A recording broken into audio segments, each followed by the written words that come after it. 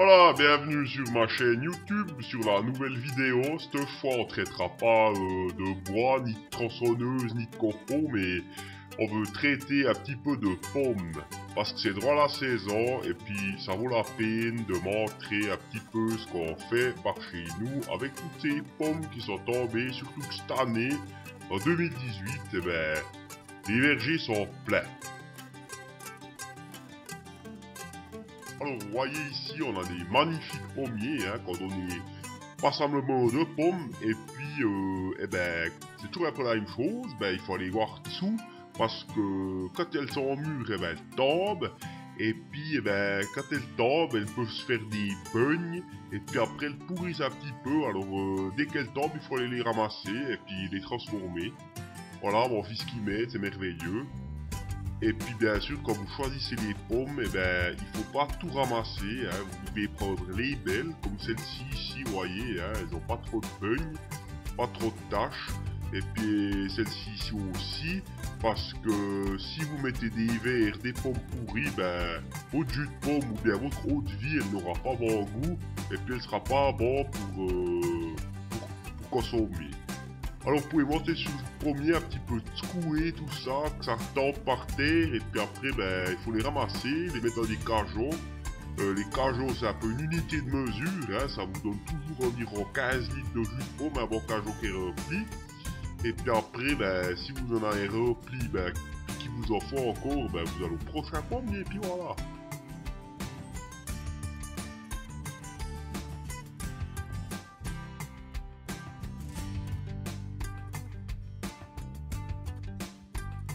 Alors moi je travaille avec un monoaxe hein, parce que c'est facile, c'est merveilleux, une petite charrette, ça permet de tracter, de tirer, de mettre du poids, et puis c'est sympa, on n'est pas pressé, et puis voilà. Ici la même chose, on ramasse les belles pommes, et puis on fait attention à son dos surtout en étant avec les genoux par terre.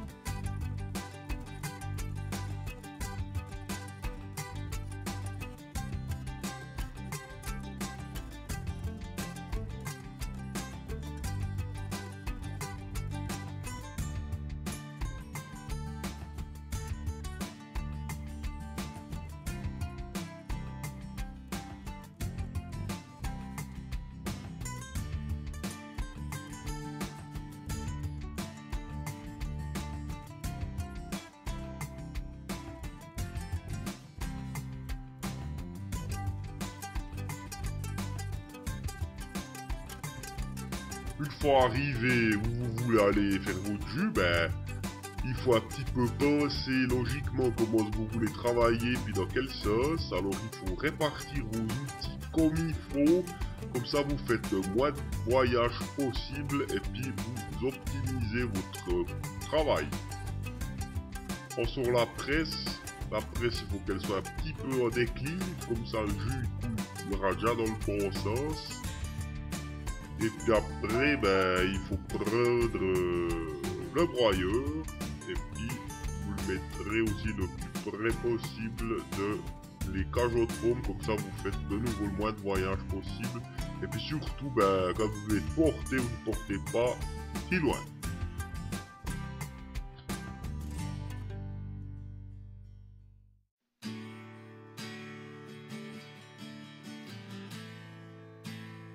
On est bien installé là. On a les cajots à hauteur de bras. Et puis surtout, maintenant que vous êtes organisé avec les cajots, le broyeur et puis la presse, la prochaine étape ce sera de laver les pommes. Cette partie elle est très importante parce que elle enlève en fait les différentes salissures qu'il peut y avoir, qu'il y avait en fait dans le champ par terre quand elles sont tombées. Donc c'est très important, puis surtout il faut retirer toutes les petites herbes et puis les petits morceaux de branches qui pourraient donner un mauvais goût au jus de pomme ou bien à l'eau de vie.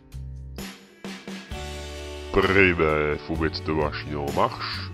C'est une machine assez rustique un peu dangereuse. Faut voir des longs sinon ça tire la tête dedans. Mais elle a des couteaux qui tournent très vite et puis deux grandes pierres rondes qui écrasent en fait les pommes, ce qui permet d'extraire le jus très rapidement. Regardez-moi comme ça démerde.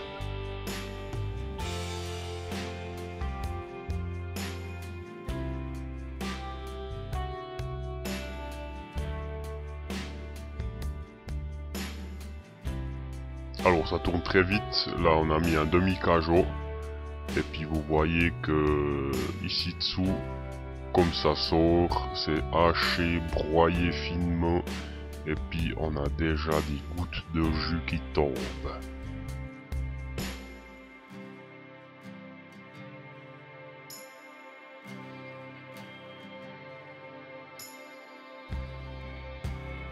Plus vos pommes sont broyées fines, plus votre rendement sera meilleur.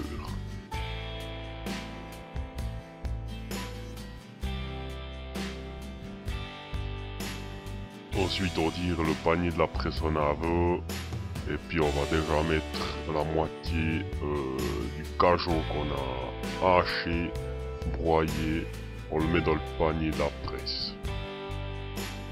Il se peut qu'il y ait déjà un peu du jus qui sorte, alors prévoyez de mettre une scie pour récupérer le jus avant que ça ne commence de presser, ce serait dommage que ça parte partout. Et puis c'est reparti pour une deuxième passe, donc là on repasse encore une fois l'autre moitié du cajot.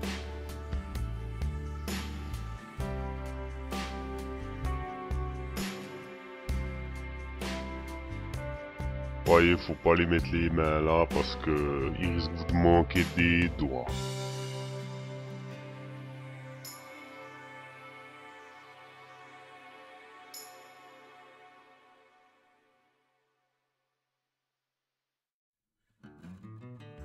Cette machine est très efficace, vous voyez, ça va relativement vite. On a tout de suite le résultat du broyage et puis du jus.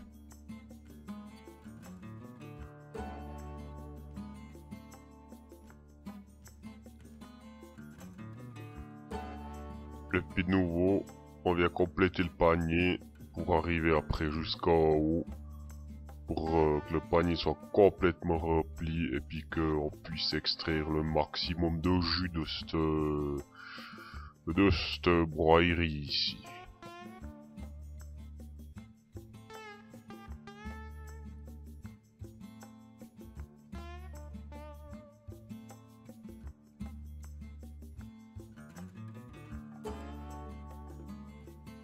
Il est aussi possible de mettre un filet dans le panier. Ce qui évite un petit peu que vous ayez des morceaux de pommes qui se promènent dans le jus. Mais bon, moi je trouve que c'est pas extrêmement nécessaire, alors je fais ça et ça va aussi très bien. Il faut un petit peu appuyer là sur ces pommes. Ensuite on met les parties métalliques là qui permettront de faire la pression sur les côtés.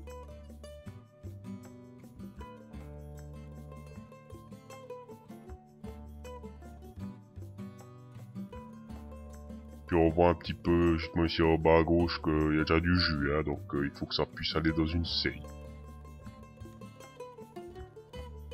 On enlève les petites parties de pommes qui risquent d'obstruer le trou. Repousser le panier pour qu'il soit prêt sous la presse pour qu'on puisse commencer de presser. Et comme je l'ai dit, donc il y a déjà du jus qui sort sans presser vu que les pommes ont été broyées et puis ça donne vraiment déjà du jus.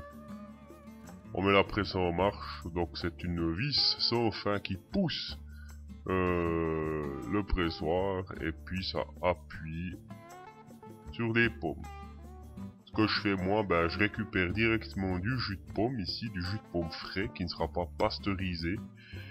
Parce que on n'en a pas envie et puis le jus de pomme frais pressé est extrêmement sain et puis on le filtre juste tout simplement et une fois qu'il est en bouteille on le met très rapidement au congélateur pour éviter que les bactéries se mettent en activité On le laisse au congélateur environ 1 heure et puis ensuite on le met au frigo.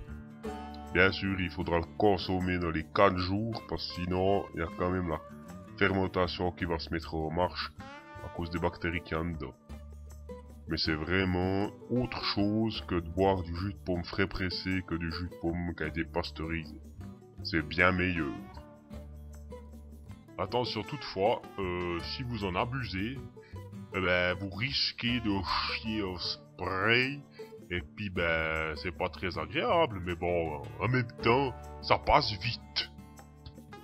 Voici nos 4 bouteilles, donc j'ai récupéré des bouteilles PET, ça permet de donner une deuxième vie à ces bouteilles. Et puis ici on a exactement 4 litres et demi de jus de pomme frais pressé que je vais m'empresser d'aller mettre dans le congélateur pour 1 heure. Et comme je l'ai dit, après on le ressort pour le mettre droit dans le frigo.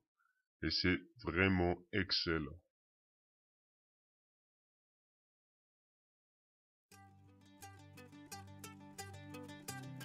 Bien, maintenant pour la partie eau de vie, nous allons donc broyer uniquement les pommes sans les presser parce qu'on n'a pas besoin de sortir le jus. On va simplement les broyer et puis les mettre directement en tonneau. De nouveau la même chose, il faut que vous soyez très soigneux, il faut vraiment laver ces pommes, il faut sortir les petits résidus d'herbe, les petits résidus de terre et puis les morceaux de branches, parce que c'est toutes des choses qui auront après un mauvais goût. Et c'est reparti pour un tour de broyeuse.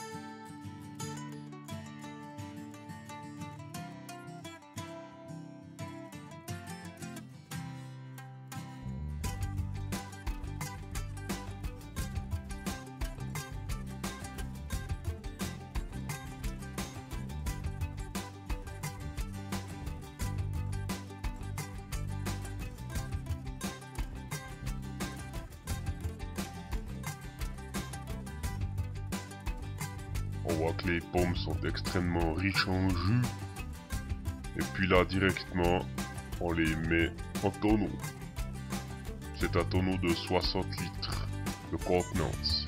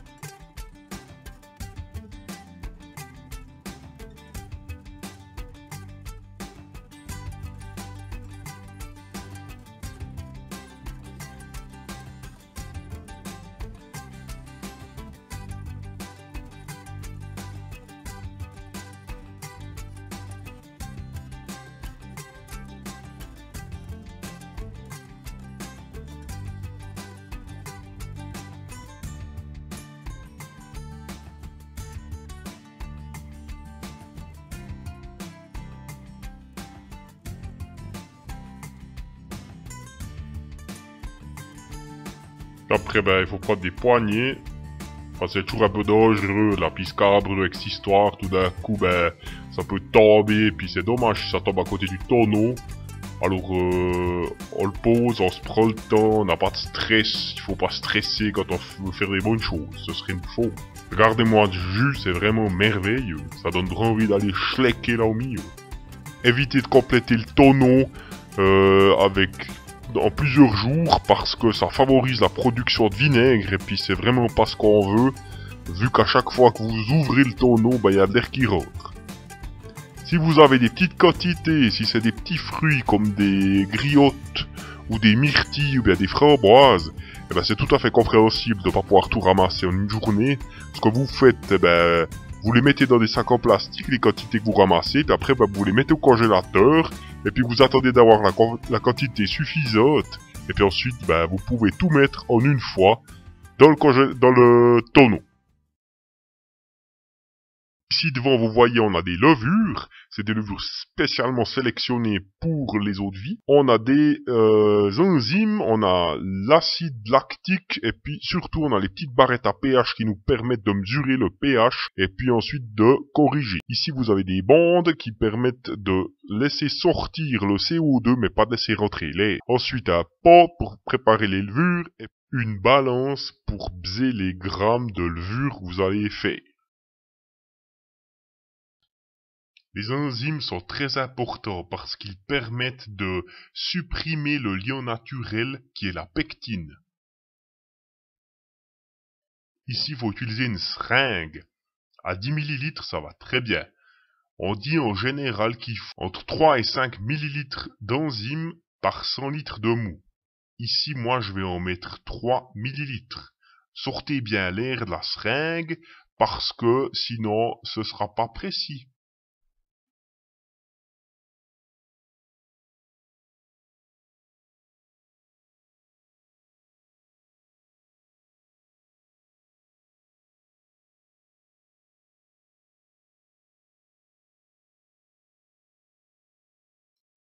Ensuite, vous prenez vos enzymes et puis vous allez les introduire par le couvercle où il y a le trou. Ce trou, en fait, il est prévu pour accueillir la bande à la fin du processus.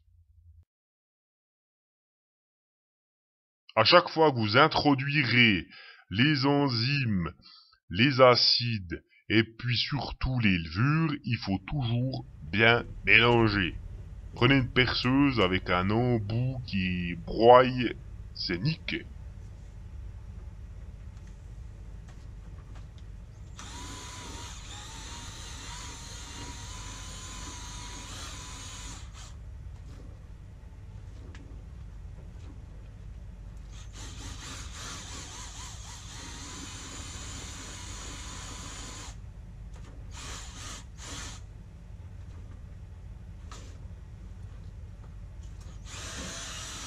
Une fois que le mou est bien mélangé et puis que les enzymes sont réparties partout, il faut laisser travailler les enzymes pendant 1 heure.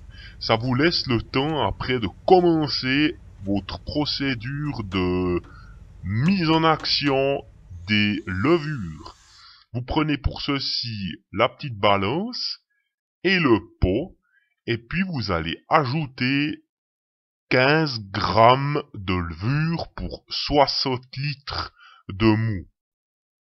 Il y a un dosage standard qui dit 20 grammes pour 100 litres. Moi, j'en rajoute toujours un petit peu de plus parce que, comme ça permet un petit peu de... Ouais, qu'il y en ait un peu plus, quoi, ma foi. Qu'est-ce que tu veux, c'est comme ça. Pour que les levures se mettent bien à commencer de travailler, il faut leur mettre de l'eau à température de bain.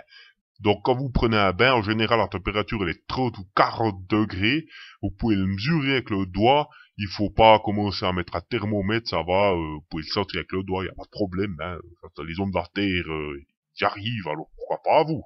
Pour nourrir les levures et puis que ça puisse commencer aussi à mieux travailler, vous pouvez rajouter encore quelques pincées de sucre, et puis ensuite tout ce pot, vous allez le laisser reposer pendant un quart d'heure. Nous voici arrivés ici à l'étape de la mesure du pH. Donc vous allez prendre des petites languettes.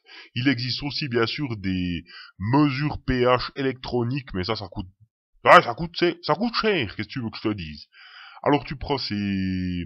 Vous prenez... Non, de bleu, comment ça vous voyez ou vous tutoyez? Ça fait chier. Vous prenez les petites languettes, vous allez là où il y a un peu de liquide, et puis vous la trempez.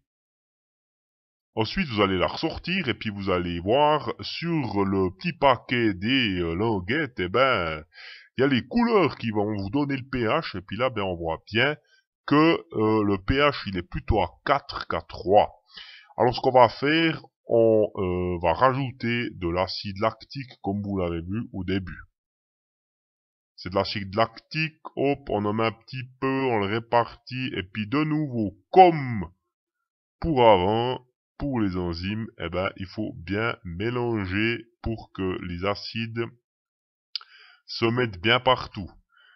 Et puis, à chaque fois que vous avez ajouté des acides, vous allez remesurer le pH si ça correspond à vos besoins et à vos désirs.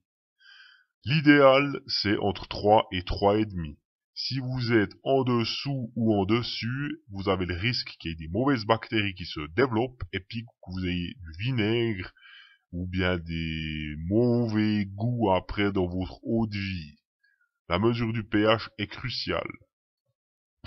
Une fois que vous avez ajouté les acides, vous pouvez revenir en avant avec les levures et puis vous introduisez les levures en mélangeant continuellement. Il faut vraiment, encore une fois, j'insiste, que tout se mélange bien pour que le produit soit vraiment partout.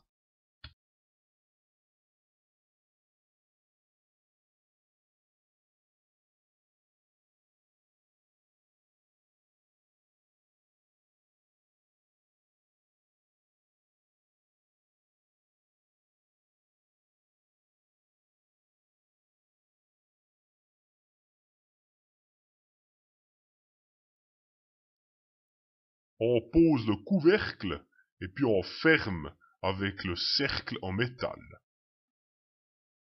Ensuite, vous allez chercher ce qu'on appelle la bande. La bande, c'est un système en fait qui permet de laisser s'échapper les gaz de fermentation, à savoir le dioxyde de carbone, CO2, et puis on va ajouter un petit liquide qui va faire en fait une membrane que le CO2 y sorte avec des bulles. Par contre, l'air ne pourra pas rentrer. Parce que je rappelle encore une fois que si vous avez de l'oxygène qui rentre là-dedans, ça va favoriser la formation de vinaigre. La fermentation, c'est ce qu'on appelle un processus anaérobie, sans air. Au contraire d'un processus aérobie qui serait avec de l'air. La fermentation, c'est un processus qui doit se passer dans un endroit à température ambiante. Il faut pas mettre les tonneaux devant la maison avec du soleil la journée et puis du gel la nuit. C'est pas bon. Il faut mettre ça vraiment, moi je les mets toujours à la chaudière parce que là je sais qu'il fait 20 degrés et puis je les mets vers les autres tonneaux.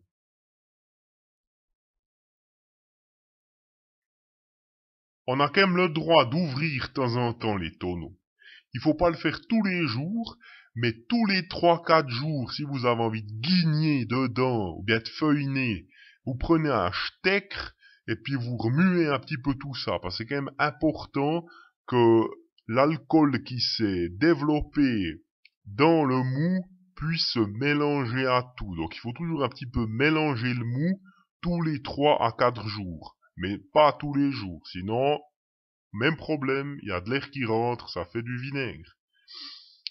Tous les 3 jours, 3-4 jours, c'est pas grave, parce que quand vous refermez le couvercle, ça a le temps de nouveau de refaire du CO2 et ça va chasser l'air qu'il y a dedans.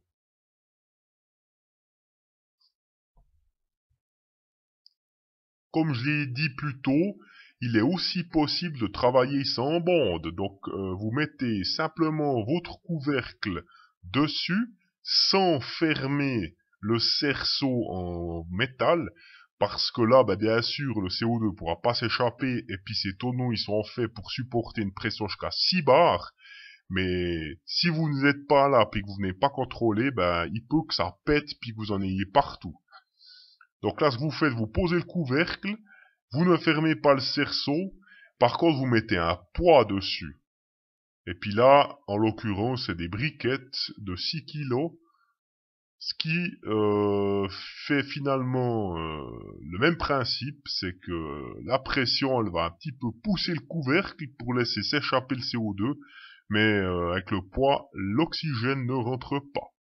C'est une méthode alternative à la bande, ce qui va aussi vous éviter de ne pas faire des trous dans vos couvercles.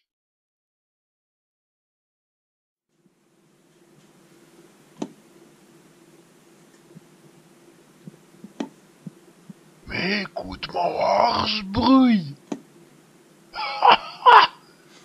Tu vois, c'est le mot qui travaille. Mais est-ce que c'est merveilleux? Un grand merci pour le visionnage de cette vidéo. Et puis bien sûr, je vous invite à vous abonner à ma chaîne. Et puis à laisser un j'aime si vous avez plaisir. Au revoir.